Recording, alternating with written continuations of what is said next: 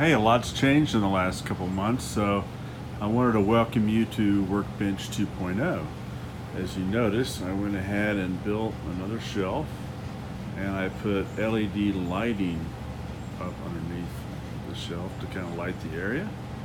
And this allowed me to kind of organize my tools, get my soldering stations closer to the middle of my work area, so I didn't have any problems with the cables not being long enough. I also kind of organized some of the cabling and moved the guns up here just to kind of use up some of these wires. That really helped in not having such a nest of snakes here all the time.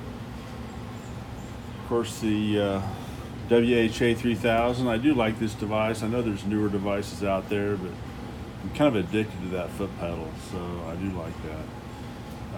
Went ahead and moved my old trusty Hakko 470 up here, and man, I've had to tear this apart and fix the element with a brazing torch because you cannot hide parts for this anymore. If your heater element goes out, which mine did because it broke loose, and as it was sliding back and forth, it broke the connections. So I had to braze it. You can't solder it obviously because it gets hot, so it melts solder. So braze that. Got my speakers working, so that's a major milestone. I bought these things on eBay some time ago, and they were missing the cables, so I had to cut a cable and make connectors for it, connecting these little speakers up to the main unit under the desk, which I don't know if you can see. Not really. You can kind of see it there. Am I pleased with it? Yeah, for PC speakers they're fine, but you know, I'm an audiophile even though I'm half deaf. They kind of blow. Went ahead and moved the scope over here to the side along with this HP. This HP's kind of become my MacBook go-to power supply. I've got a second one of these. I may bring it over and stack it up another level just so I can have a couple different things going, but one's probably fine. This is new. I leave these cables now hooked up to this power supply, and these cables go down to these tinier cables. I've started injecting a lot of power when troubleshooting, especially with MacBooks or iPads, different devices, and sometimes power injection is pretty helpful in troubleshooting, so I do a lot of power injection for that. Oh, got more meters. Need 3. I can't count the times I've got one iPad I'm charging up here, and I got something else I'm working on, and I just didn't have enough ports, so I went ahead and upgraded, and now I'm running 3. Fixed my Nixie clock, brought it out for the bench. I get so engrossed in what I'm doing, I don't pay attention to the time, so it's nice to be able to just look up and see the time. And yes, it's 3 in the morning, so I don't know why I'm up so late, but I am. I got this device. Yes, this is a very special toy. We can now do NAND chips. Pretty excited about that. A lot of times I have to reset Wi-Fi chips for iPads, and there's lots of repairs I've been turning down because I couldn't do this. So went ahead and took the plunge there. That's new. Oh, here's a big one. With phones and stuff, it wasn't so bad, but my scope used to be mounted up here. In fact, if you look over here, you can see one of the holes. I found out that this is dumb of me when I put this together, but I can't tell you how important it is to be able to slide the microscope over the edge of your workbench so you can move boards down here and look in the sides of them. It really is important. So when you put your bench together, make sure your microscope will telescope over the edge of your bench so you can take stuff on its side and look at it. That has been very helpful to me. I didn't realize how much of a handicap that was because I wouldn't move the scope, and readjust it so I could see down the sides of things. But seeing down the sides of, look at the solder balls up underneath the chip, really important. This is a big addition. I know this looks stupid, but see this little pipe? This is just a piece of PVC that I cut out, and I painted it with the same paint I painted that with, and painted these with, and that with, painted that with. I bought these Hackos used, and they were all corroded and gross. So I cleaned them up, made them look like new, and I wasn't going to try and match the blue, so I bought that. Kind of like the color, so I painted a lot of things with that color. I may paint the whole Hacko unit someday. I don't know, stupid, I won't. But this microscope, every time you'd slide it back and forth, it would slip and slowly work its way down. So I was constantly having to reach up here with one hand, undo the knob right there, tighten it. It's a pain in the ass like no other. I mean, just moving the microscope a few times like this, pretty soon your stuff's out of focus. Just drop this little thing. So I was constantly having to adjust the microscope. So even though you tighten this down to keep it from sliding, it really doesn't keep it from sliding. So this little pipe permanently mounts that. I measured, what I needed to be right here on the top, and set that at one limit, and then use that pipe so I don't need to look below my desk here. I can always slide off. So pick the focal depth I want, cut that piece.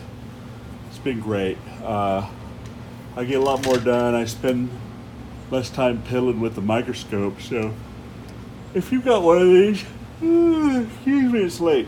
If you got one of these and it keeps sliding down when you turn it back and forth, it's not a big deal. Just get you a pipe, and it just keeps this piece here from going down. It fixes it so it won't slide. So no big deal.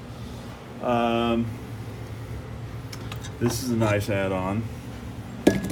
I've been doing some of the touch repairs and on the iPhone 6, and I've been doing the audio repairs on the iPhone 7. And I really just needed a good board holder. I had one of those little triangle spring-loaded things. I really like these a lot better. I can put iPad boards on them, and it's just more versatile and easier to use, less fiddling with it.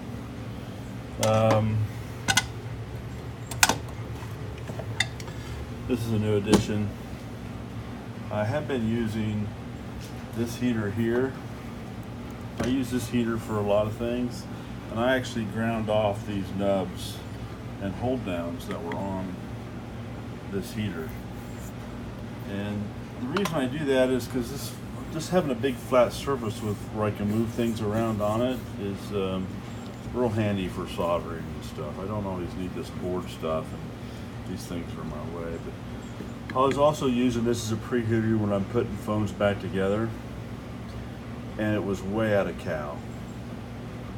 The temperature was way off, and it creeped around on me. Something's wrong with this particular heater, and I'm going to have to replace it. But it still works great just to get stuff hot. So I went ahead and purchased this device here so I can watch my temperatures a little closer on iPhones. They are really touchy, people. I mean, if you overheat them, you're going to screw up your baseband, and you're going to be reballing that. There's lots of stuff on the other side that come loose if your heat's too high. And it doesn't take much for your heat to be high. You want to preheat your board, get it close but not liquid, and you want to flow that chip and get done. You really want to watch your temperatures close on phones. So this is to help me do that, because this thing was being bad and caused me some drama with a couple phones. So, but it's still a good workhorse.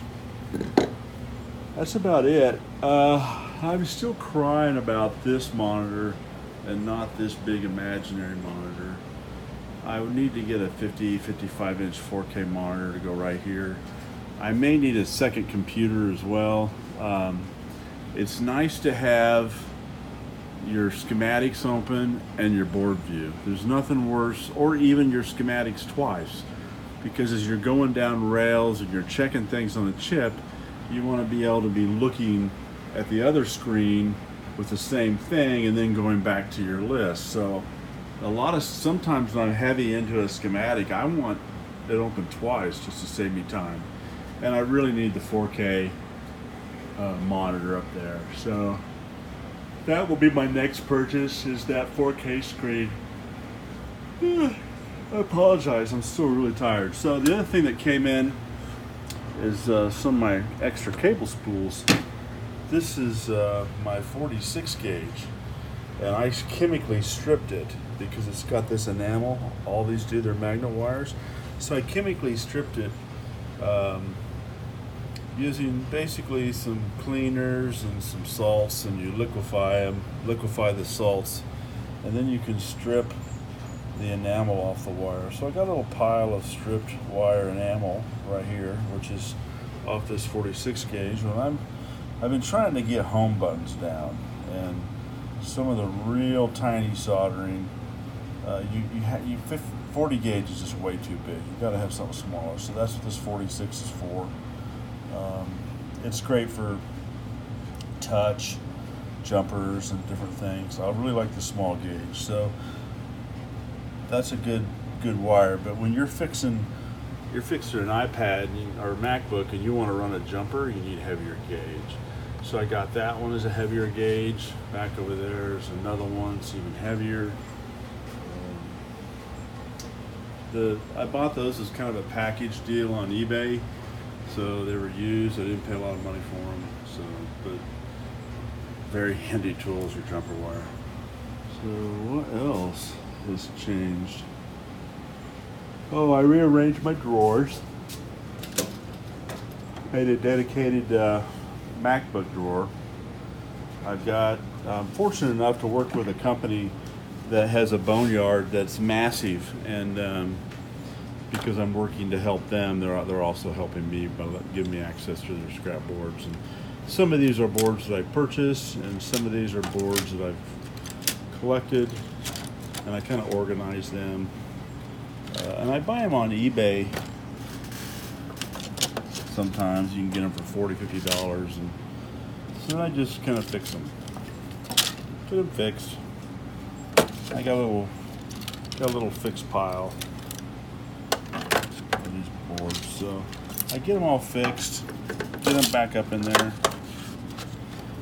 and I went ahead and ordered from Pakistan of all places. I went ahead and ordered the specialized programmer for these and the software. So I'll now be able to log in using the Apple JTAG device on the board.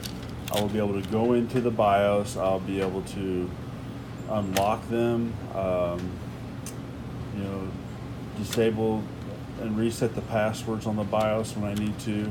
And more importantly, the main reason why I purchased that software and equipment was when I fix one of these boards and I put it in a machine, a replacement, because sometimes you can't fix all other people. Just be prepared to hit ones you can't fix. And it's not always because you can't figure them out. It's because either A, you ran it down to something you can't fix, right? Or B, you run it down to something you really don't like to fix if it's old, right? Or D, C, it's got so much corrosion on it. You're literally going to spend hours fixing this area, then fixing this area, then fixing your PP5, S5, and then whatever. Your 5S4, you're going to be chasing your ass on the board for hours. So you'd rather just part the sucker out. So that's why this one's a donor. Right here, because man, this board had so much corrosion damage on it, it wasn't funny. I made a mistake and bought this one on eBay. I should have looked closer at the auction. Usually when I buy these boards on eBay, I do not buy a used board from somebody who works on MacBooks. Just don't do it. You're stupid. Because if you just look at the seller and see what else they're selling, and if they're selling MacBook boards and you look and you buy one and then they're a MacBook piece here or a screen or another MacBook piece, I guarantee you either they try to fix them themselves and they know how to fix them, or they send them to the guy that fixes them and they're giving you the absolute shit you cannot fix, right? Because it's not worth the time. And so I bought I made a swath and bought, half a dozen boards, and every single board I got from a repair vendor, no, not happening, not happening. But the ones I get from individuals where they haven't been molested with a soldering gun, I'm real good success with those. I probably fix 2/3 of those. So you just got to look between the lines on things. Some MacBook parts. These are my prized possession MacBook boards here. These are reference boards, or boards I don't have duplicates of. That one doesn't need to be in there. The 10.9 Pro boards, I only have like one scrap 10.9 Pro board. And just different boards. Like some of these, PPVS 50 fail. But some of these are generally boards I will not take the parts off. The parts stay on these boards. And the reason they stay on these boards is when I'm working on one, I'm like, oh, which way did that chip go? Or what's the value of that resistor again? I can go to this board and go, oh yeah, here's one I know hasn't been messed with. So that's what these boards are. Then you got, look at this water damage. Look at that. Just junk. Non-fixed, not gonna be fixed, just scrap junk. So it's nice to have junk when you're trying to fix something. This is my reference drawer. So these are iPads I've fixed. I got from the Bone Pile of the company I do them for. Other companies try to fix them, whatever. I just collect them and save them, and I fix them. I wrote works. Here's one that has a bad PMIC, and I know the PMIC is bad, but I'm getting ready to start changing these with a milling machine, so I want to save this one for dialing that milling machine in. And then I keep my good tester screens. There's my Air 2 screen, Mini 4. Oh great, you just dropped the camera. So, testers, very handy. What else? This is kind of my junk drawer for MacBooks. This is a drawer I just cleaned out. I haven't quite figured out what I'm going to put in here. I might put my parts boxes in here. Well, that's the upgrade of the bench. It's changed a lot. Hopefully the next time you see the bench, there will be a TV right there. I really want a big ass TV right there. So, see you guys later. Sorry I'm yawning.